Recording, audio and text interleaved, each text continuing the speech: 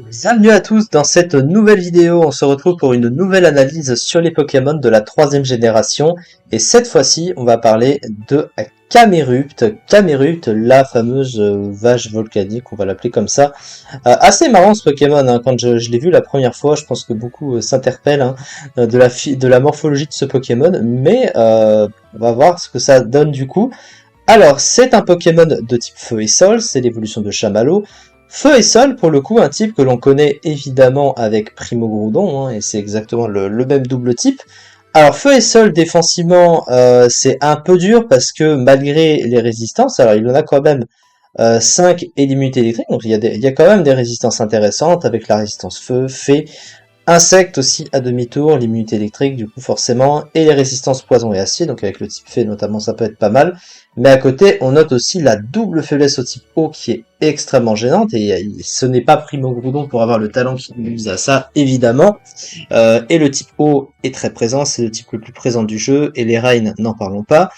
Le type sol, évidemment très gênant aussi, donc ça reste deux seules faiblesses, mais deux faiblesses extrêmement gênantes, surtout avec ce type eau, voilà, hein, qui menace sérieusement le Pokémon. Bon, évidemment, tu vas avoir quelque chose dans ton équipe pour pallier à ça, cela va sans dire, mais voilà, alors au moins il a les résistances qui vont à côté, donc ça reste plutôt correct, mais c'est plutôt offensivement que le type est extrêmement fort, puisque feu et sol, le type en lui-même est probablement un des meilleurs doubles types offensifs du jeu, hein, parce que les deux types se comportent extrêmement bien offensivement, hein, comme on peut d'ailleurs le constater juste ici. Il n'y a que 29 Pokémon en comptant la 9ème génération, du coup, qui résiste, et il est super efficace sur 583 Pokémon, plus de la moitié du jeu qu'il touche au moins super efficace avec une de ses deux attaques, et il n'a pas vraiment besoin de grand chose pour tout toucher, puisque seule une attaque roche suffit à toucher tous les Pokémon du jeu. Le Edgequake plus une attaque feu, ça touche tout.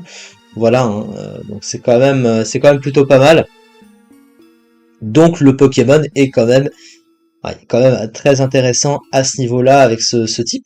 Mais est-ce que ça suffit pour le rendre extrêmement joué et top tier? Vous vous doutez bien que non. Alors au niveau des talents, le premier c'est Armu Magma qui l'immunise au gel, et s'il se fait du coup geler, eh ben, il se fait soigner de ça. Très situationnel évidemment. Après, bon, le truc c'est que tu vas rarement tomber sur l'effet appliqué de ce talent. Par moment, si tu sens que t'as vraiment trop d'axe en toi, peut-être que ça peut marcher, mais je suis pas certain que ce soit vraiment très fort, honnêtement. Et il a Solid Rock. Alors Solid Rock, c'est plutôt pas mal parce que ça réduit les dégâts des attaques super efficaces, 3/4 du coup. Voilà, on reçoit 3/4 des dégâts des attaques super efficaces, donc 1,75 au lieu de 2, ce qui réduit un petit peu la faiblesse sol. Bon, pour la faiblesse eau, il prend quand même assez cher sur les attaques de type eau, malgré tout, mais le problème, c'est que à côté, les défenses du Pokémon ne sont pas folles. Alors, même si ça aide un petit peu, bah, le truc, c'est que c'est que sur les attaques super efficaces. C'est pas toutes les attaques qui vont être un petit peu réduites, ce qui fait que, eh ben, si c'est que sur les attaques super efficaces, il va de toute façon prendre très cher. Donc ça change pas grand chose, vu que, encore une fois, il a pas vraiment de défense, et donc du coup, bah après ça changerait au Pokémon, c'est juste pour ça. Et pour finir, il a Colérique, qui monte son attaque au maximum s'il est touché par un coup critique. Ça, c'est un talent qui est rarement très très bon, évidemment, beaucoup trop situationnel. Encore une fois, si tu places le Pokémon pour rigoler, voilà, hein, si tu fais en sorte qu'il puisse tanker et prendre le coup critique assurément, à la rigueur, mais vraiment vaut mieux éviter, même pour troll vaut mieux éviter, je pense que c'est pas vraiment la meilleure des solutions qu'on peut apporter clairement. Et maintenant, au niveau des statistiques du Pokémon, eh bien on se retrouve avec un Pokémon qui a des statistiques globalement un peu merdiques, on va dire, quand même, assez nettement. Alors ça semble assez bien foutu, parce qu'elle semble assez équilibrée, mais déjà, ce qui frappe tout de suite, c'est sa mauvaise vitesse de 40. Alors vous allez me dire, oui, il y a la distorsion, mais bon, ça résout pas tous les problèmes, on est bien d'accord. Puis la distorsion, c'est pas toujours évident à caser, surtout actuellement 9ème génération, je trouve, mais peut-être que ça peut marcher. En fonction des teams, on peut caser ce Pokémon en distorsion, voilà, de temps à autre, mais c'est pas forcément la meilleure rentabilité possible. Donc voilà, c'est un peu compliqué. Après, peut-être en VGC, ça peut peut-être être plus viable, mais bon, je sais pas trop à ce niveau-là pour le VGC, vous le savez. Et à côté, bah du coup, il a 100 en attaque, 105 en attaque spéciale. Alors, oui, c'est pas extrêmement fort, mais en soi, comme il est feu et sol, bah, il a des attaques des deux types, sur le physique et sur le spécial, et c'est en général des attaques très puissantes, et donc du coup, bah, ça reste plutôt pas mal quand même à ce niveau-là. C'est pas extraordinaire, mais c'est correct, on va dire. Disons que la puissance des capacités à côté peut essayer de compenser. On est très très loin d'un niveau de standard de Pokémon actuel, surtout en objet, mais voilà. Et à côté, eh ben, le bulk 70, 70, 75, c'est pas fou, parce que du coup, bah, si tu le joues pas en disto, ou si t'essaies pas de pallier à la vitesse sur ce Pokémon, et bah, de toute façon, le Pokémon se fera très souvent dépasser, et plus facilement tuer, et avec un bulk qui est pas extrêmement ouf, bah, c'est un peu dur. Cela étant, on notera, donc on va passer au niveau du move pool, eh bah, qu'au niveau du move pool, il a globalement, bah, en fait, il a ce qu'il faut offensivement, ça c'est clair et net. Parce que comme je viens de le dire, comme il a le double type feu et sol, eh ben, d'un côté comme de l'autre, il va posséder toutes les capacités qu'on a besoin.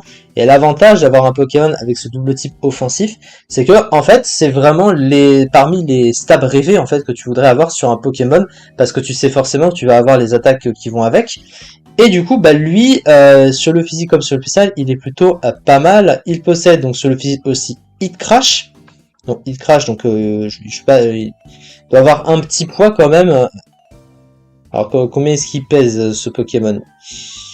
Il pèse 220 kg, donc vous voyez, bon c'est pas extraordinaire non plus, mais bon pourquoi pas, ça peut être sympa, surtout que c'est stabé à côté, donc pourquoi pas. Il possède à côté, bah, il a bien sûr bout de feu, et après, bah, les attaques assez classiques. Nitro-charge, lance-flamme, éruption, on sait qu'elle est assez rare sur un type feu, mais encore une fois, bah, éruption, ça fait comme Gicledo qu'on a vu pour Wailord, hein, plus il va avoir de points de vie, plus ça va taper fort, mais comme il est très lent, évidemment, il suffit qu'il se fasse affaiblir trop vite, et c'est un peu plus compliqué de faire des dégâts avec. Et après, ben, voilà, l'arsenal, déflagration, tout ça, on connaît les capacités. Sur le plan du type sol, Telluri force sur le spécial, séisme sur le physique, évidemment. Il a piéti sol aussi pour peut-être baisser la vitesse adverse. Et quelques coverage à côté, comme tête de fer notamment. Il a Heavy Slam, il a des attaques roches aussi. Avec éboulement, tombe roche, voilà, ça c'est assez connu avec ce genre de Pokémon. Donc il est capable de tout toucher, hein, évidemment, mais à côté, c'est vrai qu'il fait pas grand chose. Alors il a les pièges de roc, il a feu follet, mais ça on le retrouve à peu près sur tout ce genre, tous ces types de Pokémon là, on va dire. Donc à ce niveau-là, bah y a pas plus, il a pas non plus un move de soutien extrêmement important. Il a pas non plus de move de boost adapté. Donc il se retrouve un petit peu vite ce Pokémon, et c'est globalement plutôt un Pokémon fait pour taper et juste taper. C'est pas vraiment toujours le meilleur truc qu'on veut sur un Pokémon comme ça. On aurait préféré qu'il ait un petit peu plus d'options pour pallier au reste. Et malheureusement, bah, ce n'est pas ce qu'il a. Cela étant, bon, hein, on va dire que au moins en aventure, ce Pokémon-là est fort, hein, parce que ce Pokémon-là, avec ce type, surtout que ça apprend des attaques assez rapidement. Je crois que Chamallow apprend assez rapidement enfin, le double stab avec Flamèche plus Ampleur, par exemple. Voilà, c'est quelque chose qui peut marcher en aventure, mais évidemment en stratégie c'est beaucoup plus compliqué que ça. Et le Pokémon est malheureusement très bas classé, il est en ZU et il est 48ème avec un tout petit peu plus de 3% du tiers, ce qui est loin d'être suffisant, vous en doutez. Mais voilà, ce sera ça du coup pour cette fois-ci. Merci beaucoup de m'avoir suivi pour cette vidéo d'analyse. On se retrouve prochainement pour la suite des analyses sur les Pokémon de la troisième génération. À très bientôt du coup. Ciao.